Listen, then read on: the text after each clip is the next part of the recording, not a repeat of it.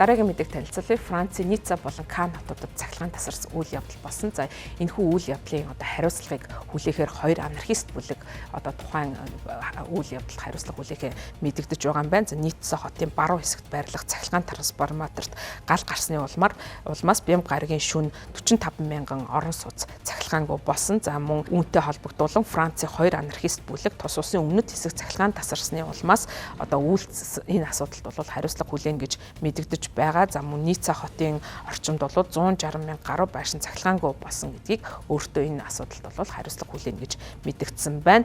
За энэ цахилгаан тасарсан явдал нь Ницца хот болон тухайн үед кино наадам зохион байгуулж исэн Кан хотод бол нөлөөсөн.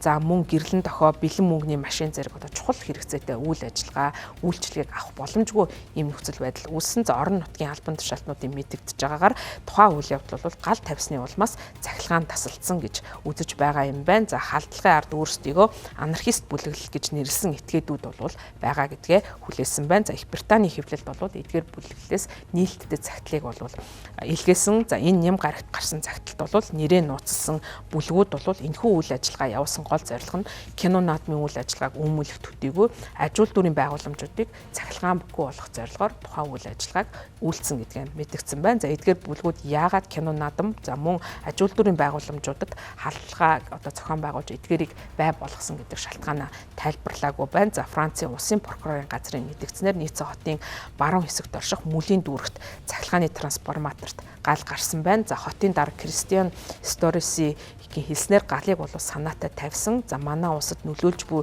эдгээр хор хонолтой үйлдэлийг хатуу зэмлэн буруу шаана гэж мэдгдсэн. За үүнийгээ бол X платформд мэдгдсэн. За мөн тэрээр цааш нь хэлэхдээ ойрын өдрүүдэд хотын захиргааны зүгээс цахилгааны байгууламжийн эргэн тойрондох хамгаалтыг чангатгах нь за хэрэг явдлыг бол албан ёсоор шалгах үйл ажиллагааг эхлүүлнэ гэж мэдэгдэж байна. За нэм гарагийн өглөө 6 цагийн орчимд бол цахилгааныг сэргээн өгч эхэлсэн байна. За мөн цахилгаан тасарсан үйл явдал нь хурш зэрэгэлдээ Сен-Лорон-дю-Фар болон Канес-дю-Мир зэрэг хотуудад бол цахилгаан тасалдахад нөлөөлсөн байна. За өмнөх өдөр нь бол Кан хотон болон ойр орчмын бус нутгуудад цахилгаан тасарсан. За энэ хэрэг бол их ноцтой ийм үйл явдал бол тухайн үедээ болж байсан. За мөн Provence, Alpes, Côte d'Azur нэртэй мужид байдаг бус нутагт бол өндөр хүчтэй дид станцад бол шатааж гал тавьсан байгаа. За мөн Альп болон далайн хооронд нуруунд байдаг цахилгааны тулгууруудыг хөрөөцсөн хэрэг бол гарсан. За үүний улмаас бол энэхүү цахилгаан тасарсан үйл явдал болж байгаа. За хэдийгээр бол цахилгаан тасалдсан үйл явдал нь Канны кино наадамд бол нөлөөлөөгүй. За учир нь гэвэл Канны кино наадмын үеэр бол бие даасан цахилгаан эрчим хүчний их сурвалжаар бол тухайн үед эрчим хүчний хангалтыг бол хийсэн байгаа. Тэгсэн хэдий ч бол тус бус нутагт бол чухал хэрэгцээтэй дид бүтцтэй холбогдуулан за мөн чухал үйлчилгээг авахд бол саад бэрхшээл тулгарсан ийм үйл явдал болж байна. За үүнийг бол үүнд буруутай бас этгээдүүдийг тогтоогоод байгаа юм байна.